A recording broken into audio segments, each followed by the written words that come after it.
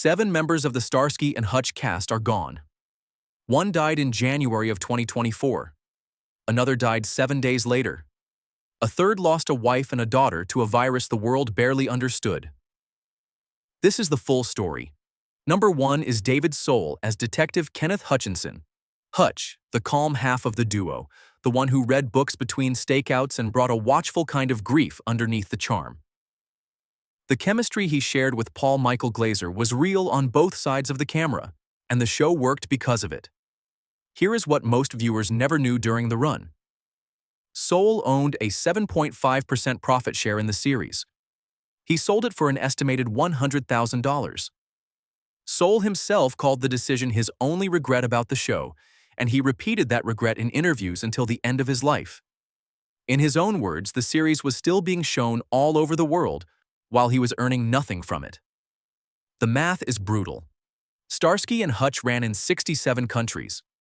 Sony Pictures Television distributes it globally to this day. None of that revenue reached him. His career stretched 5 more decades. The 1979 television film of Stephen King's Salem's Lot followed within months of cancellation. Britain became his home in the 1990s, and he obtained citizenship there in 2004. He built a stage career in London that included a celebrated turn as Jerry Springer in Jerry Springer, the opera at the Cambridge Theatre. 5 marriages defined his personal life. 6 children carry his name across the family. His final wife was British public relations executive Helen Snell, whom he wed in Devon on June 26, 2010.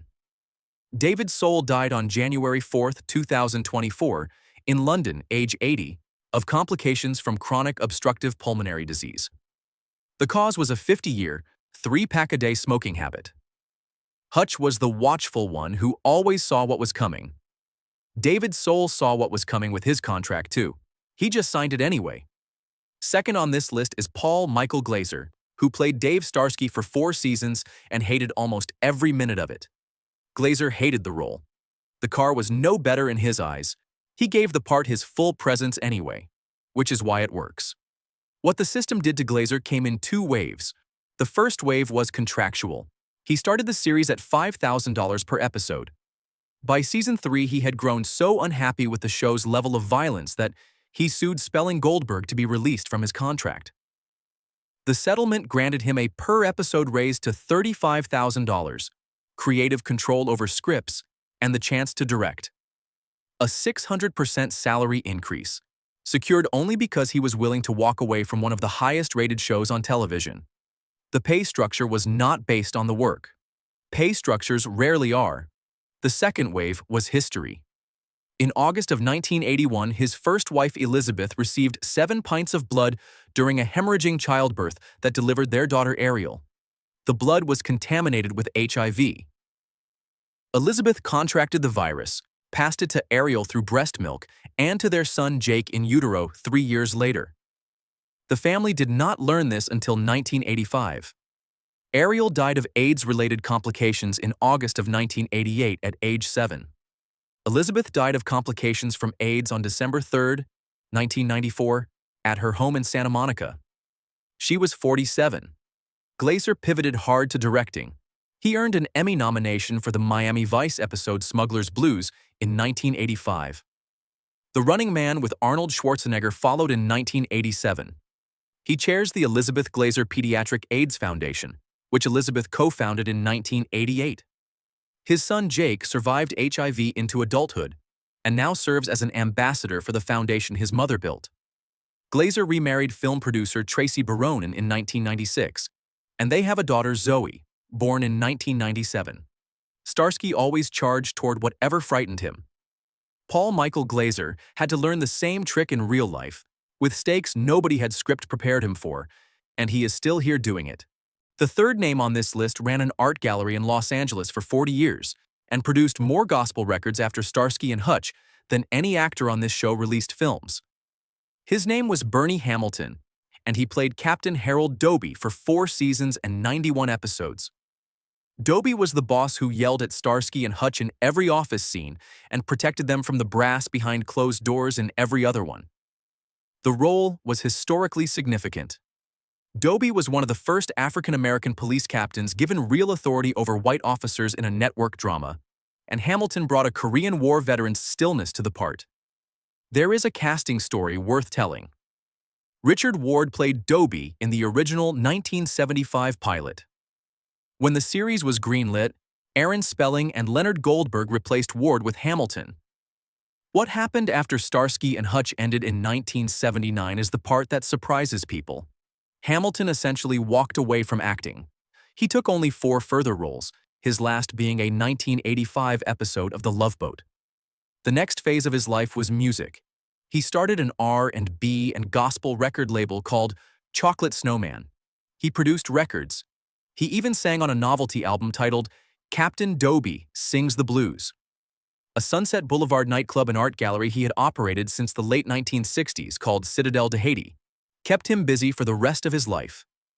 His older brother was the renowned jazz drummer Chico Hamilton, whose ensemble work shaped West Coast jazz from the 1950s onward, and who received a 2003 Pulitzer Prize special citation.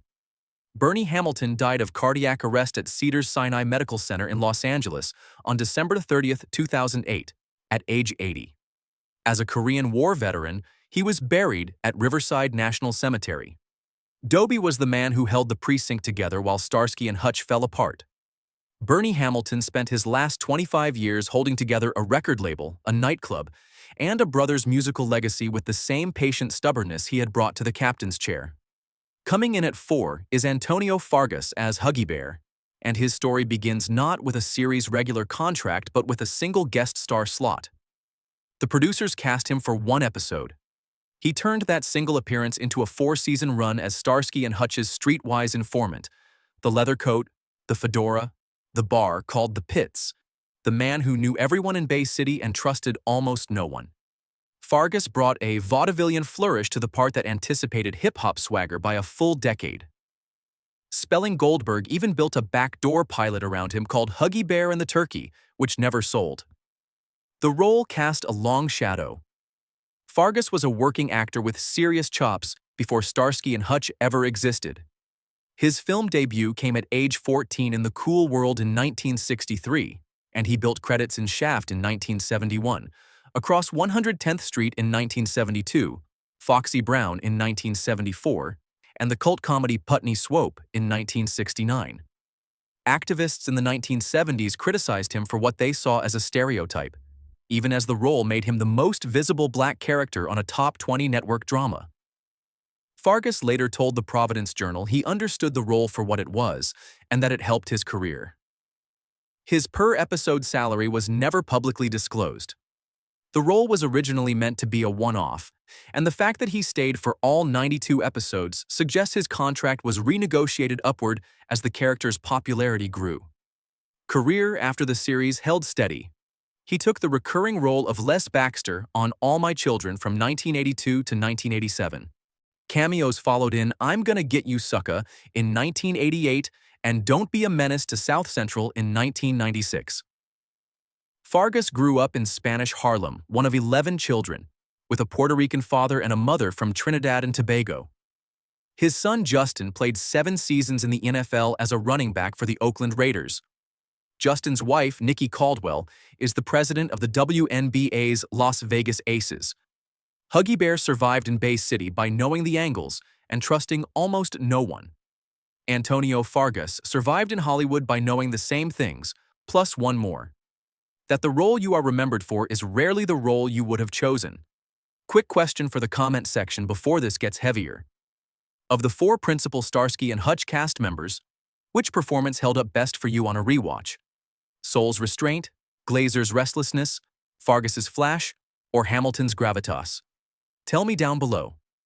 Number 5 is Roz Kelly, and her appearance on Starsky and Hutch is one of the strangest production stories in 1970s television. Kelly played 3 different characters across 4 episodes, but one of those characters was created for a specific reason that almost no fan today knows. When Paul Michael Glaser sued Spelling Goldberg before Season 3 to be released from his contract, the producers prepared for him to walk by writing in a replacement character.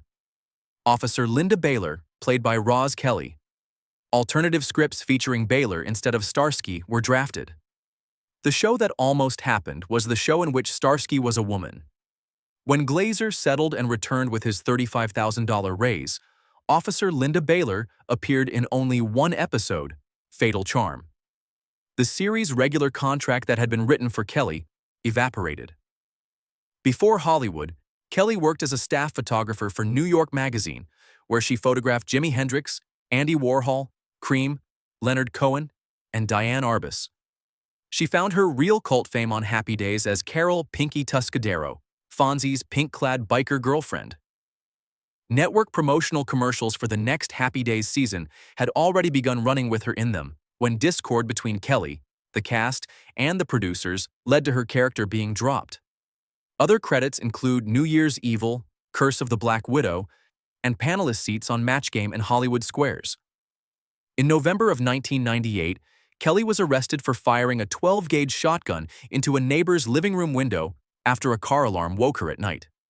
She also shot the neighbor's car and another car nearby. The neighbor was not home. She pleaded no contest, received 3 years of felony probation, and now lives quietly in upstate New York, where she writes poetry. Officer Linda Baylor was written as the woman who would replace Starsky if Paul Michael Glaser walked away. Roz Kelly's career arc is what happens when the role you are written into is built on someone else's negotiating position. And that position gets used. At number 6, we have Chuck Hicks, who appeared in 5 episodes of Starsky and Hutch playing 4 different characters: Marty, Jimmy Lee Cronin, Officer Claiborne, and a redneck. Hicks was a 6'2", 230-pound former boxer and football player who became one of the most prolific stuntmen in Hollywood history. Burbank High School senior class president in 1946.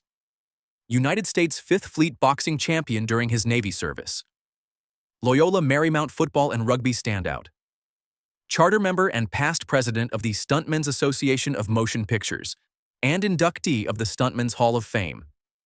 Hicks played the prisoner known as Chief in Cool Hand Luke in 1967 and coordinated the brutal boxing scene in which George Kennedy beats up Paul Newman. The 1963 Twilight Zone episode Steel, written by Richard Matheson, cast him as the robot boxer Maynard Flash. He played the villain known as The Brow in Warren Beatty's Dick Tracy in 1990. Hicks was a frequent Clint Eastwood combatant, appearing with him in Rawhide, Paint Your Wagon, Dirty Harry, Magnum Force, The Enforcer, Every Which Way But Loose, and City Heat. Once asked to describe his career, he said he was the bad guy, always getting beat up. He retired in 2010 with credits on more than 300 productions. Chuck Hicks died on May 4, 2021, in Las Vegas, age 93, of stroke complications 6 months after suffering the stroke. The toughest people in the entertainment industry are rarely the ones whose names appear on the poster. Next up at 7 is Charlie Pizzerni, who appeared on Starsky and Hutch as Nicky Cairo, Alex, Larry, and a thug.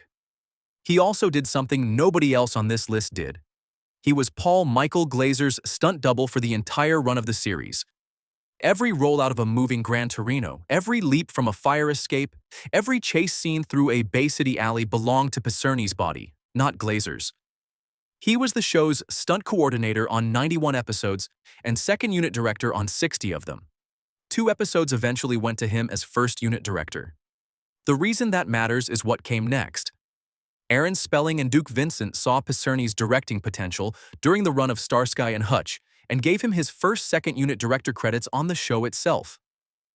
From there, his career exploded. Pizzerni was stunt coordinator on Die Hard in 1988.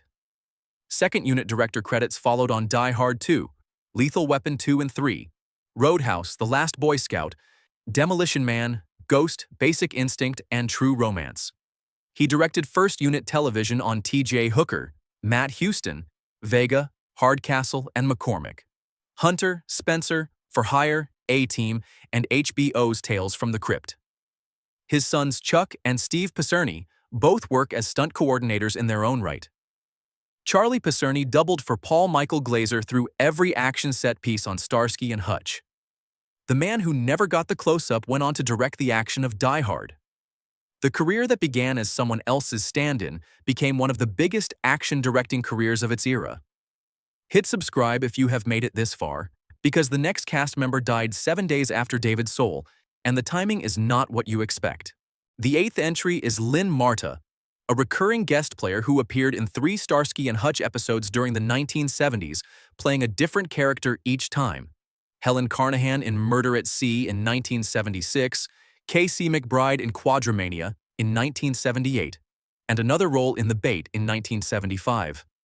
She was a working actress with credits opposite Clint Eastwood in Joe Kidd, opposite Kevin Bacon in Footloose as his Aunt Lulu, and a regular run on Love, American Style. She was also a singer-songwriter. In the 1978 Quadromania episode, she sang a song she had written herself called Nobody Loves You Quite Like You Do. The reason she belongs at midpoint of this list is what surrounded her appearances. Marta and David Soul lived together for the entire run of Starsky and Hutch. People magazine reported the relationship in 1983, and Marta herself described the arrangement in the article as open. The two split in 1980, the year after the series ended. 44 years passed. Soul married 4 more times, moved to Britain, became a citizen, built a stage career, and died in London on January 4, 2024. Lynn Marta died 7 days later on January 11, 2024, at her Los Angeles home, of cancer. She was 78. Her sister MJ and her cat Mr. Peaches survived her. The Hollywood Reporter ran the obituary alongside her former partners the same week. 2 people who shared a relationship during the years of a show that ran for 4 seasons died within a single week of each other, more than 4 decades after the series ended. There is no good word for that kind of timing. There is only the fact of it. The next cast member quit medicine in his late 30s to act, played the husband of Faye Dunaway in one of the greatest films of the 1970s, and left his estate to a music school in New York. At number 9 on this list is Daryl Zwirling, who appeared in 5 Starsky and Hutch episodes playing 4 different characters: Mr. Thistleman, Mr. Gore, Stu Bassett, and a man with no name. Before any of that, Zwirling was an optometrist with his own practice in Pittsburgh. He quit medicine in his late 30s to act full-time, and the career switch worked. Hollis Mulray was his role in Roman Polanski's Chinatown in 1974. The husband of Faye Dunaway's character, the Water Authority Commissioner whose murder unspools the entire conspiracy. The role is one of the great supporting performances of 1970s American cinema. He played Mr. Lynch the principal in Grease in 1978. Capricorn 1, High Anxiety, and Justice for All, and Alfred Hitchcock's Family Plot all carried his face. Daryl Zwirling died on April 11, 2014, in Hollywood, age 85, of undisclosed causes. His death was not made public until September of 2014, 5 months later, when the Juilliard School in New York confirmed it. Zwirling had left a substantial bequest to Juilliard via his living trust, funding programs for young performing artists. A man who left optometry to act, took 5 months to be reported dead, and used his estate to fund music students at Juilliard, had a relationship with public attention very different from the one most actors have. He chose what mattered, and most of it had nothing to do with the screen. 10th is Marky Bay, who played Officer Minnie Kaplan across 6 episodes of the final 2 seasons. Minnie was the precinct desk officer with the heavy black frame glasses, the short hair, and the deadpan delivery. A wry, knowing presence who dropped a punchline or a piece of intel and disappeared again. Bay had been a blaxploitation lead before Starsky and Hutch ever called her. The Landlord came out in 1970.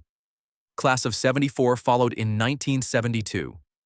The Roommates arrived in 1973. Most famously, Sugar Hill in 1974 cast her as the title character, a woman who raises voodoo zombies in Houston, Texas, to avenge her murdered boyfriend. The film has become a cult title in its niche. Bay is the only Starsky and Hutch cast member who is also the lead of a movie about voodoo zombies. She transitioned out of acting in the early 1980s. She and her husband, Don Fenwick, whom she married on April 30, 1974, operate murder mystery cruises in Los Angeles together. She collects stamps, she makes miniatures. The marriage has lasted over 50 years. Officer Minnie Kaplan was the woman in the precinct who knew everything and said almost none of it. Marky Bay learned the same trick in real life and built a quieter career out of choosing what not to say. 11 brings us to Peter McLean, an Emerson College graduate who appeared on Starsky and Hutch in 5 episodes across 3 different recurring roles: Judge Raymond McClellan, Matt Coyle, and Professor Gage. The 4-part Targets Without a Badge arc that effectively closed Season 4, and the series cast him as the corrupt judge at the center of the storyline. President Ahrens was his role on the original Battlestar Galactica episode Experiment in Terra. He guest starred on Knight Rider, Charlie's Angels, Buck Rogers in the 25th Century, Wonder Woman, and Fantasy Island, and worked extensively in soap operas including General Hospital and Somerset. McLean was one of those actors whose face was on every 1970s drama and whose name almost no one remembered. He played the kind of authority figure the camera moved past on its way to the lead. And he did it so consistently and so reliably that he was still doing it 20 years later until lymphoma stopped him. Peter McLean died on May 28, 2003, at age 67, of complications from lymphoma. The next cast member played the lead of a failed pilot and drove away from acting in a 1972 Toyota Land Cruiser convertible with a kitten, a Pekingese pup, and a cat. At number 12 is Dale Robinette, who appeared in only one Starsky and Hutch episode, but it was a significant one. Robinette was the co-lead of Huggy Bear and the Turkey, the Season 2 episode that doubled as a backdoor pilot for a Spelling Goldberg spin-off. The premise put Huggy and former Sheriff Turkey Turkett into business as a pair of private investigators called Brown and Turkett. Test results were poor.